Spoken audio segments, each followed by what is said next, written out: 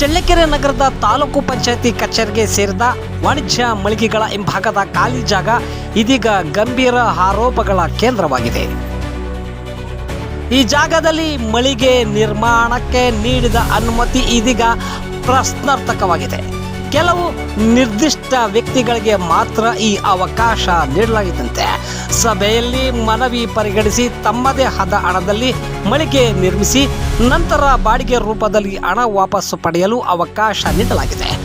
ಆಸ್ತಿಯನ್ನು ಹಂಚಿಕೆ ಮಾಡುವಲ್ಲಿ ಕಡ್ಡಾಯವಾಗಿ ಟೆಂಡರ್ ಅಥವಾ ಹರಾಜು ಪ್ರಕ್ರಿಯೆ ಅನುಸರಿಸಿಲ್ಲ.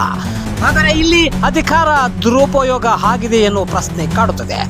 2019-20 ಸಾಲಿನಲ್ಲಿ ಇತರೆ ಪಂಚಾಯಿತಿ ಅನಿರ್ಬಂಧಿತ ಅನುದಾನದ ಅಡಿ ಬೆಂಗಳೂರು ರಸ್ತೆಯಲ್ಲಿರುವ ಶ್ರೀ ರಾಘವೇಂದ್ರ ಮೆಟಲ್ ಸ್ಟೋರ್ನ ಎದುರು 2,40,000 ವೆಚ್ಚದಲ್ಲಿ ಮಳಿಗೆ ನಿರ್ಮಿಸಲಾಗಿದೆ ಎಂದು ನಾಮಫಲಕ ಹಾಕಲಾಗಿದೆ.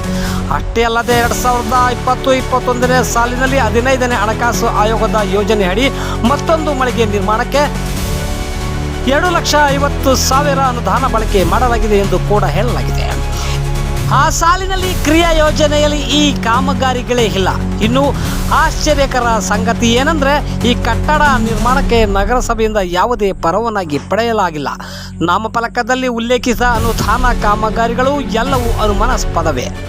ಸ್ವತಃ ತಾಲೂಕು ಪಂಚಾಯತಿ ಕಚೇರಿಗೆ ನೀಡಿದ ದಾಖಲೆಗಳೇ ಈ ಸತ್ಯವನ್ನು ಬಹಿರಂಗಪಡಿಸುತ್ತಿವೆ. ಹಾಗಾದರೆ ಕಟ್ಟಡ ನಿರ್ಮಾಣಕ್ಕೆ ಹಣ ಎಲ್ಲಿಂದ ಬಂತು? ಯಾರು ಅನುಮತಿ ನೀಡಿದರು? ಯಾರ ಲಾಭಕ್ಕಾಗಿ ಈ ಕೆಲಸ ನಡೆದಿದೆ? ಈ ಪ್ರಶ್ನೆಗಳಿಗೆ ಉತ್ತರ ಕೊಡುವವರು ಯಾರು? ಇದೀಗ ಈ ವಿಷಯ ಸಾರ್ವಜನಿಕ ವಲಯದಲ್ಲಿ ಭಾರಿ ಚರ್ಚೆಯಾಗುತ್ತಿದೆ.